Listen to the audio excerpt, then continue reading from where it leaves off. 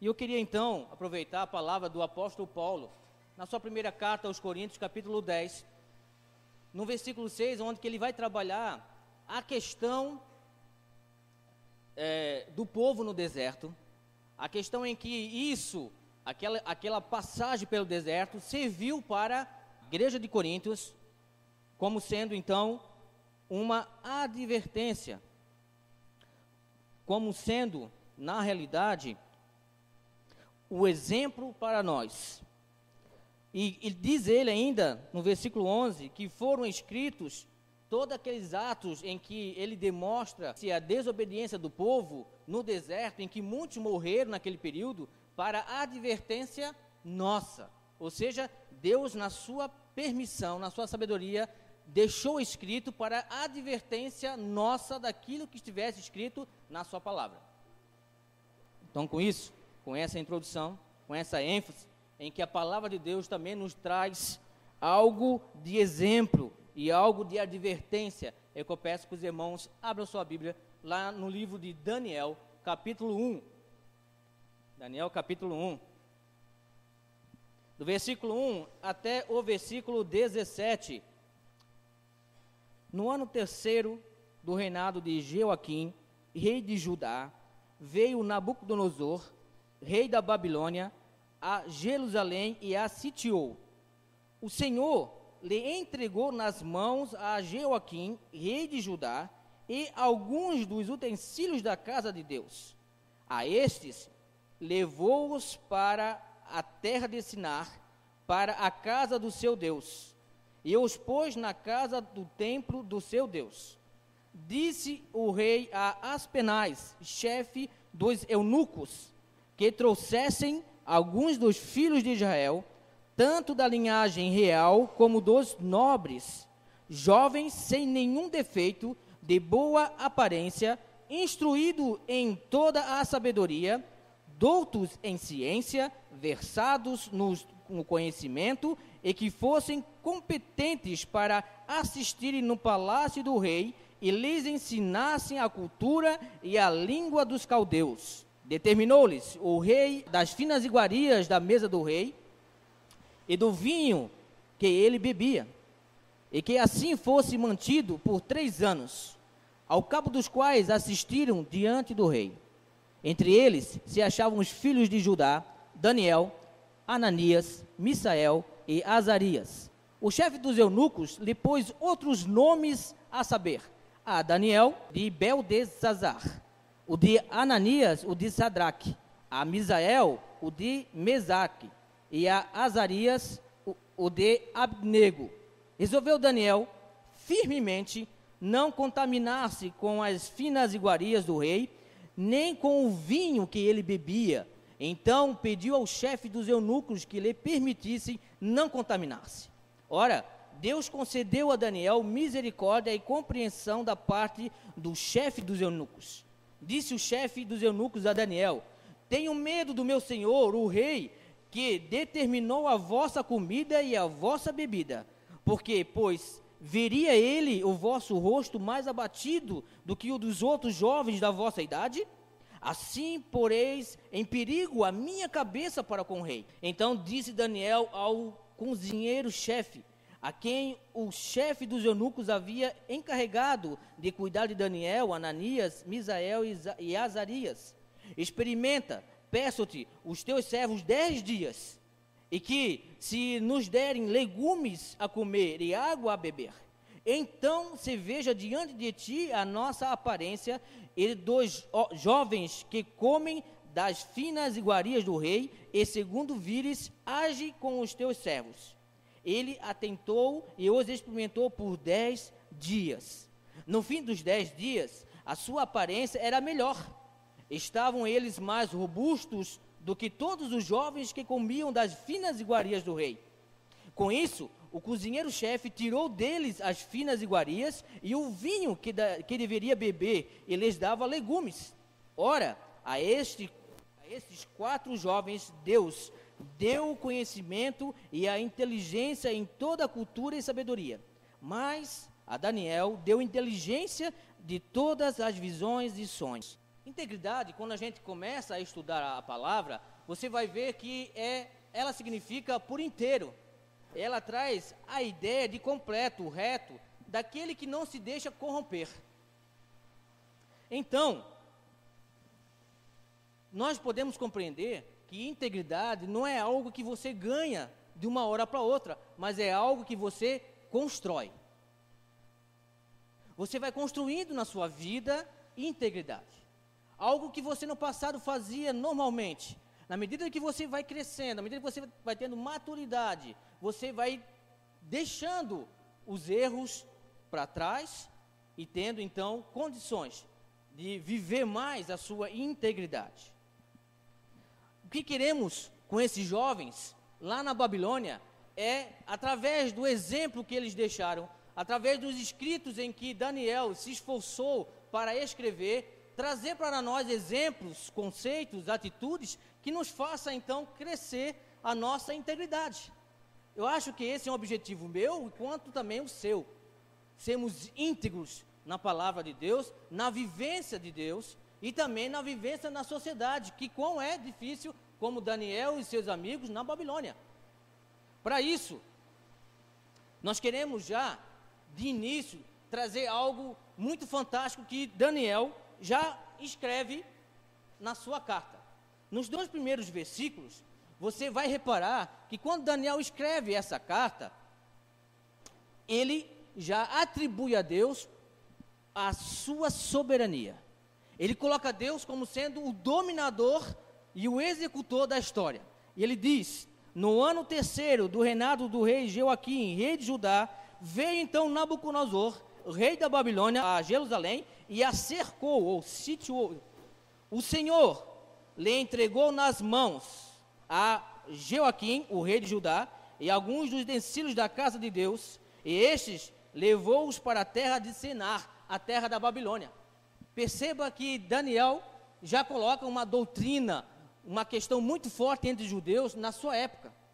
Soberania é algo muito forte dentro da doutrina cristã também, porque isso não está correlacionado somente ao Velho Testamento, isso está inserido também no Novo Testamento e muito forte. A própria boca de Jesus vai nos ensinar que daquilo que nós estamos preocupados, não devemos, porque Deus, até uma folha da árvore, Ele tem um comando.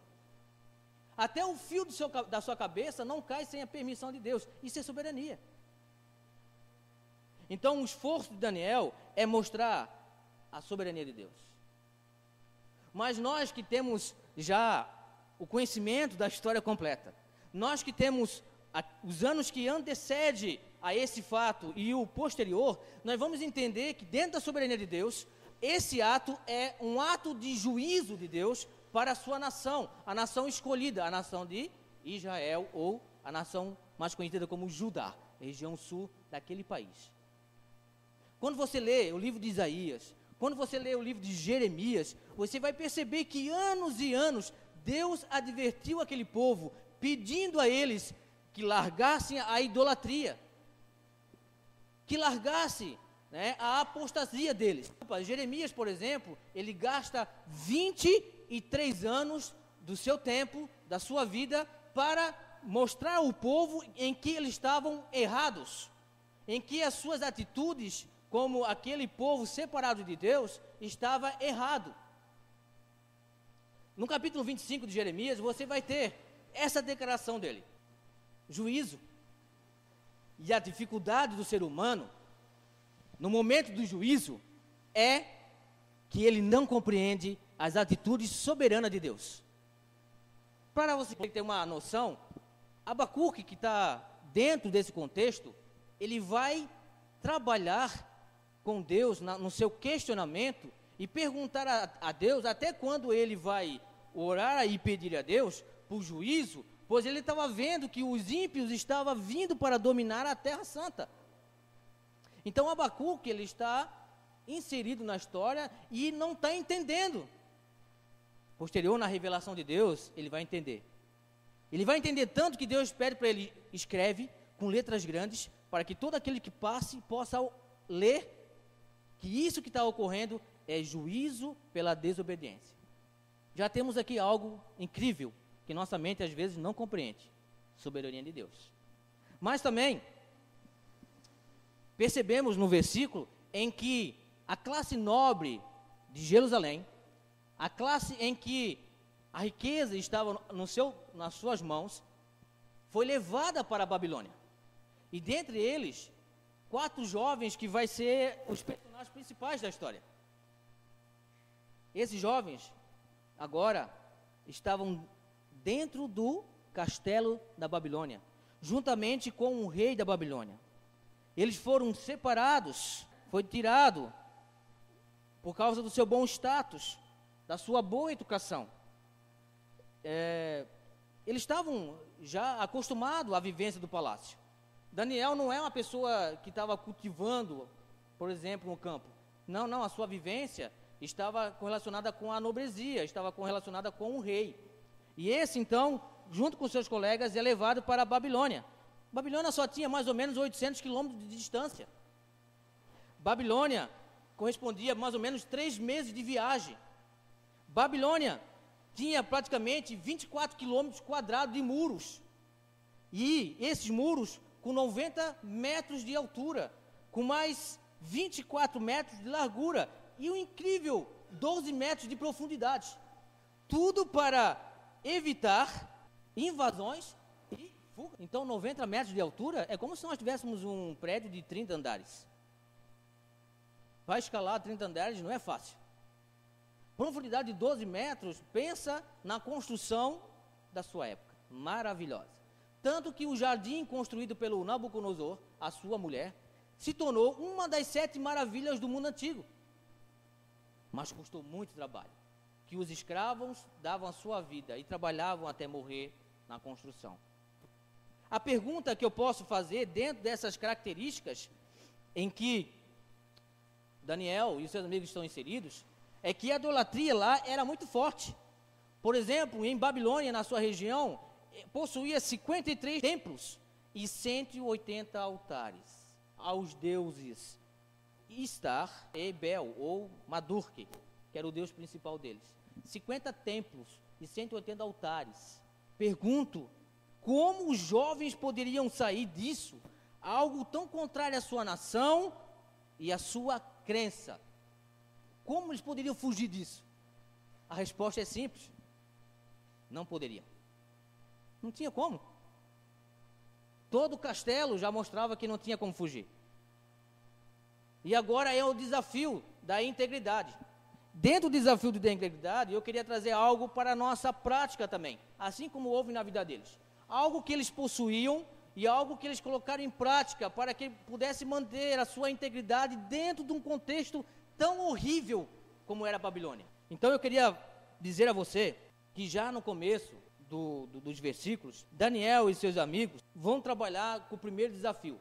E esse primeiro desafio, ele tem uma característica muito forte, que muitas vezes nós não temos em nossa realidade, que é a característica da flexibilidade. Então, dentro desse contexto todo ímpio, dentro desse contexto todo em que dominava a sua época, em que os jovens estavam inseridos, eles deveriam ter flexibilidade.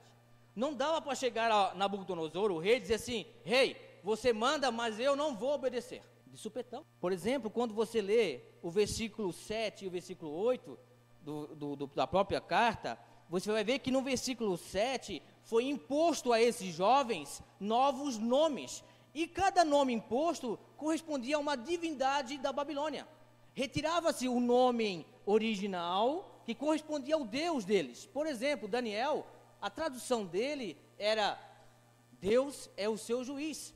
E troca-se o nome de Daniel para o príncipe de Bel, ou de Marduk. O objetivo era desconstruir toda a cultura que esse jovem tinha, começando pelo nome. E você vê que não tem nenhuma reação dos jovens. Tudo bem, quer trocar o meu nome? Pode trocar. Não pode trocar aquilo que eu tenho dentro de mim. E aí, no versículo 8, porque quando o versículo 8 vem à tona que eles iriam comer daquilo que era da mesa do rei, eles agora, na sua flexibilidade, eles colocam o seu pescoço à mira, porque agora eles dizem, opa, nós vamos ter que ter agora uma maneira para que a integridade daquilo que eu aprendi, daquilo que eu tenho vivido, possa permanecer. Na flexibilidade, ora o jovem cede, por causa da troca de nomes, para aqueles deuses babilônicos, ora eles não cedem. Surge então essa característica fascinante, como em uma situação de adversidade e de decepção pessoal, em que os jovens estavam agora vivendo a perca da sua família, a perca da sua casa, a perca da sua pátria, a perca da presença do templo de Deus, que é realmente a presença do próprio Deus ali. Eles agora estão um desafio muito grande, mas não desistiram da sua integridade. Flexibilidade é primeira característica, o primeiro ensino que ele pode nos dar na sua vivência para a nossa atualidade. A segunda é, apesar de tudo, essas características negativas, dessa advertência em que eles foram colocados, e até mesmo pelas circunstâncias de adversidades vividas, a pergunta é, como é que esses jovens, com tantas coisas ao contrário, puderam ser obedientes a seu Deus? Como é que eu posso ser obediente a meu Deus numa adversidade? Como eu posso ser obediente a Deus em que, quando o meu contexto está tudo decaído, tudo à minha vista passando por coisas? Como é que eles poderiam então ter condições de manter a sua integridade, de manter a sua personalidade firme? Simplesmente algo, posso dizer simples, mas muito difícil: o ensino. É no ensino em que você tem bagagem para discernir entre o certo e entre o errado. É no ensino e na bagagem do ensino que você tem condições de discernir o plano soberano de Deus, e agora, através daquilo que Deus lhe entregou, que foi exatamente a sua consciência, que foi exatamente a sua vontade e o seu desejo em escolher, em que você agora faz parte do plano soberano de Deus, dentro do entendimento, é que você agora faz resgate daquilo que você aprendeu. Ninguém toma uma decisão se não sabe entre o certo e o errado. Visto em que, como nós, Daniel também teve algo maravilhoso, e que através da sua criação, toda a sociedade favoreceu o ensinamento. Por exemplo, quando o menino nasce, sendo judeu, já há um ensinamento, a circuncisão. Nesse ato, o menino é ensinado, ou aqueles que estão vendo a circuncisão, um pacto entre Deus e Abraão. Também, quando eles fazem os sacrifícios, eles estão obedecendo normas dadas por Deus a Moisés. Quando essa nação, esses jovens, então realizam as cerimônias religiosas, eles estão repetindo e cumprindo aquilo que foi deixado para eles fazerem. Como também as suas festas. Nos momentos de alegrias, as próprias festas judaicas traziam ensinamento na sua bagagem. Por exemplo, a Páscoa. A Páscoa traz ensinamento de liberdade do Egito, da escravidão. Por quem? Por Moisés? Não, por um Deus de braço forte. Outra, por exemplo, a festa das primícias, das colheitas, do Pentecostes, das trombetas, da expiação, que é uma vez por ano, teria que levar um animal até o tabernáculo, até o templo, para sacrificar e com o sangue do animal pudesse limpar os seus pecados. Isso é ensinamento. Deus estava ensinando através das atitudes, através da repetição de informação gerada na sociedade judaica. A festa das tendas, em que o povo teria que largar o seu conforto, vir para um local na sua terra, dentro da sua casa ou no pátio, e varas de paus para mostrar à nova geração que eles moraram em tendas no deserto, em que a dependência era só de Deus, não haveria ali luxo e nem riqueza.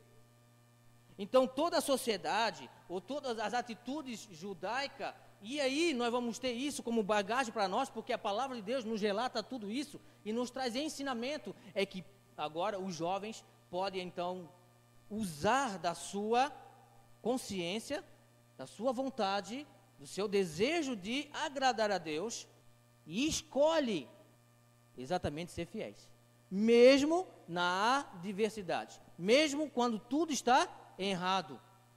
eles permanecem fiéis, porque dentro de si existe uma integridade, algo que diz assim, não, eu tenho que permanecer firme, porque o meu Deus é maior do que tudo, Deus é soberano, e Daniel vai dizer que nessa soberania Deus controla a história e coloca rei e tira rei.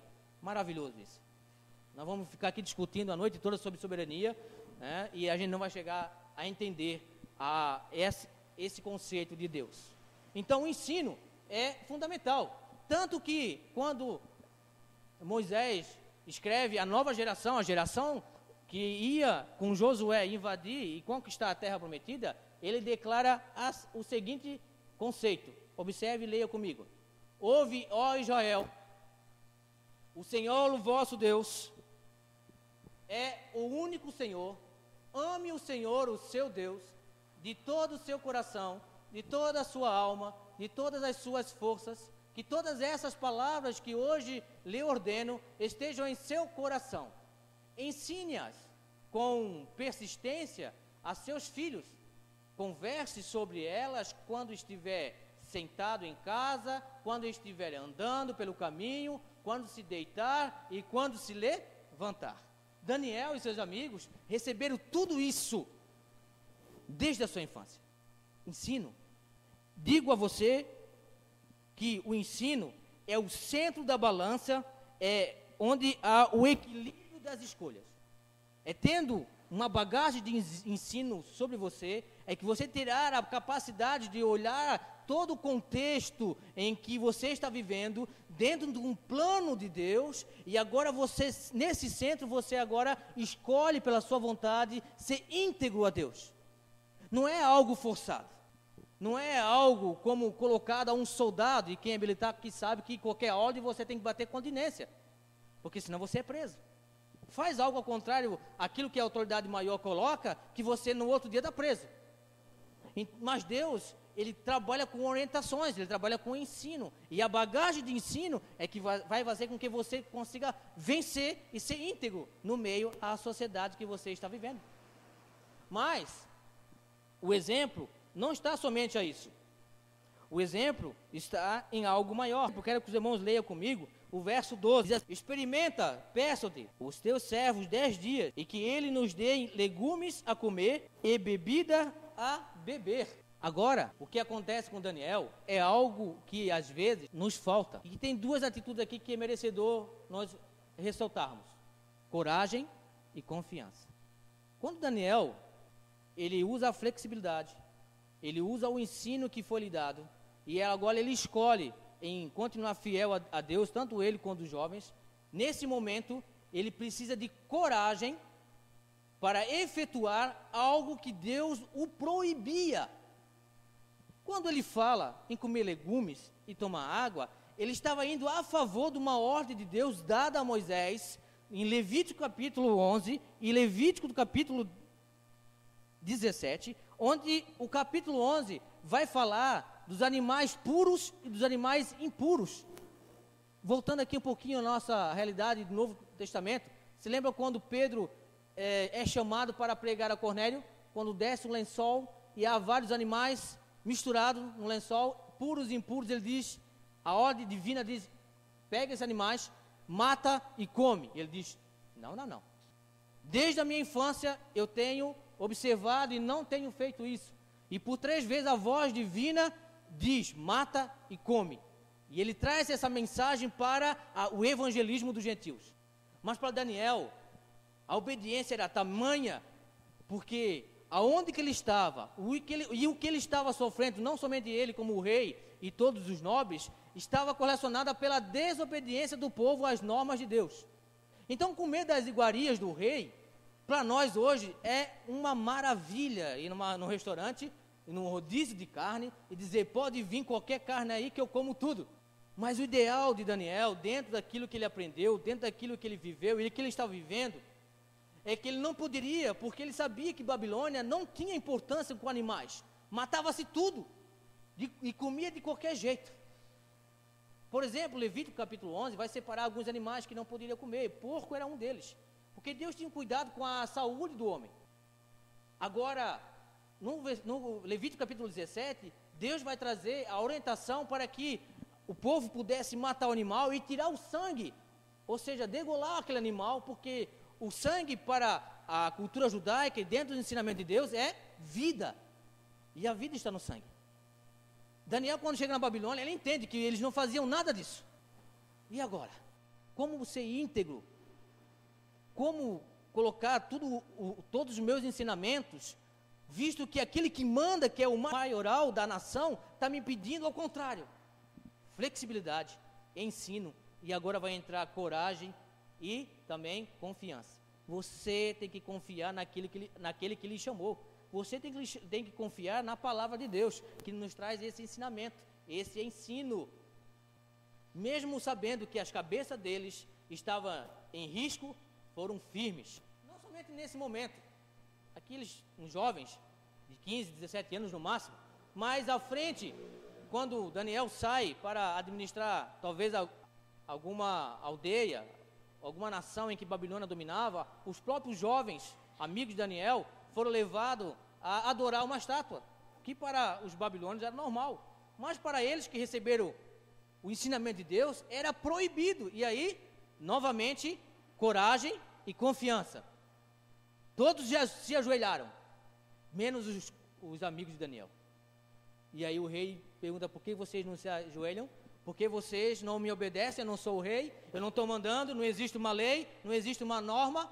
E eles, com coragem, com confiança, tendo flexibilidade para a hora de dizer sim e hora de dizer não, através dos seus ensinos, eles colocam ao rei: o Senhor pode nos matar, mas não obedeceremos ao Senhor. E essa foi o que o rei fez. Aumentou em 7 vezes a fornalha, em que o próprio servo do rei, ao abrir aquela fornalha, se queimou por todo, morreu naquele momento. E ao jogar esses servos lá dentro, vem a confiança no Deus que você serve. O rei fica abismado, porque o fogo não consome aqueles jovens. E ainda de 3 havia 4. O anjo do Senhor estava ali com eles. Confiança é isso. Confiança é você crer no impossível.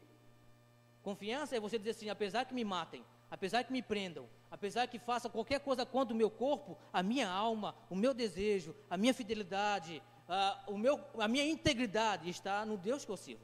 Coragem e confiança.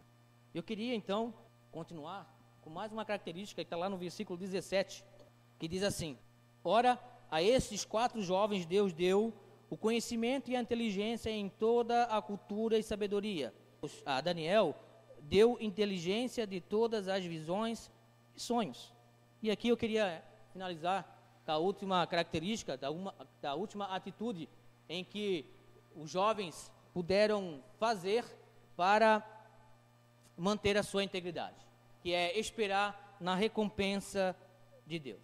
Irmãos, nada que você escolha dentro do plano soberano de Deus, nada que você escolha em deixar nesse mundo para agradar a Deus, nada será sem recompensa, nada.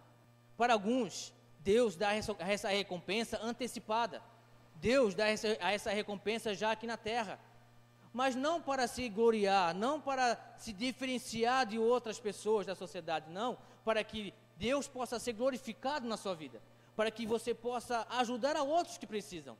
Talvez nós temos irmãos fracos na fé, porque falta alguma coisa simples que para alguns está sobrando, e que receberam de Deus uma recompensa antecipada.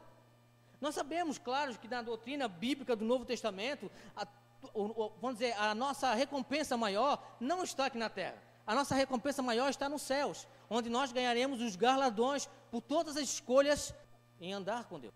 Todas nós receberemos. Mas para alguns, como Daniel e os seus amigos, receberam dádivas já aqui na terra, porque quando Deus lhe chama, Ele tem um propósito na sua vida muito grande, em que no momento da adversidade, no momento das dificuldades, você pode até pensar em desistir, que é normal da natureza humana, mas que Deus, quando Ele então lhe coloca pessoas na sua vida, para que possa lhe mostrar que você tem capacidade de continuar. O que Deus fez a esses jovens foi dar instrumentos a eles, capacidades, para preparar eles para algo maior. Hoje, nós estudamos escatologia, estudamos as coisas futuras por causa da visão de Daniel, pela sua interpretação de sonhos. E Deus, se você notar e ler todo esse livro, você vê que Deus foi glorificado na vida desses jovens, seja com Nabucodonosor, ou seja com o rei dos Medo-Persas, que venceu a Babilônia, em que Daniel foi colocado lá na cova dos leões. Os dois reis tiveram que glorificar a Deus, porque algo sobrenatural aconteceu na vida deles. Mas se eles morressem por cumprir a sua integridade, a sua herança, a sua recompensa, estava também garantida. Então que você possa entender que seja a recompensa de Deus nessa vida ou na vida celestial, seja qual for, todos os nossos esforços pela integridade soma-se em um bom plantio. Como diz Paulo, tudo que você planta, você colha. Que você então, com esses ensinamentos que foi deixado escrito na palavra de Deus, que você possa ter isso como exemplo e como advertência para a sua vida. Mas, irmãos, eu queria concluir trazendo essa história para a nossa realidade. Nós estamos rodeados por uma sociedade babilônica, se você ainda não notou. Alguns conceitos ainda continuam na nossa sociedade, porque ainda alguns servos de Deus estão batendo contra. Mas na maioria das vezes, todas as leis, os pensamentos, aquilo que a sociedade diz ser certo, na palavra de Deus é o contrário. E nós agora estamos inseridos dentro dessa sociedade e não temos como escapar. Agora, vale a você ter flexibilidade para hora dizer sim e hora dizer não. E que esse não seja muitas vezes aquele não que, se for possível, leve você na cadeia, leve você para a morte, mas que você permaneça firme. Que você então se esforce cada dia mais para absorver os ensinos da palavra de Deus, porque através dos ensinos você terá muito mais capacidade para então ir para o caminho em que Deus quer que você vá. Com certeza, coragem, conhecendo que a confiança está não nos seus esforços, não na sua natureza, mas na natureza de Deus. E principalmente, saiba de uma coisa, você já é um vencedor. A sua recompensa já está no céu. Nosso desejo é como Paulo, eu sei que é, mais vale estar com o Senhor no céu do que na terra. E quando nós estamos na adversidade, muito mais, nós pedimos até a morte, porque nós entendemos que temos um prêmio, e que você possa então estar ciente de uma coisa: o que aconteceu há 2.600 anos, acontece ainda hoje, porque nós temos homens que querem andar com Deus, e temos homens que não querem andar com Deus, e essa geração vem desde Sete, em que uma geração de Caim foi para um lado, e a geração de Sete, que cultuou a Deus, foi para o outro. E um dia, o Senhor voltará. E quando Ele voltar, saiba de uma coisa: haverá separação do trigo e do joio. Que você possa ser o trigo do Senhor. Que você possa permanecer firme no Senhor. Que você possa manter a sua integridade firme no Senhor. Amém?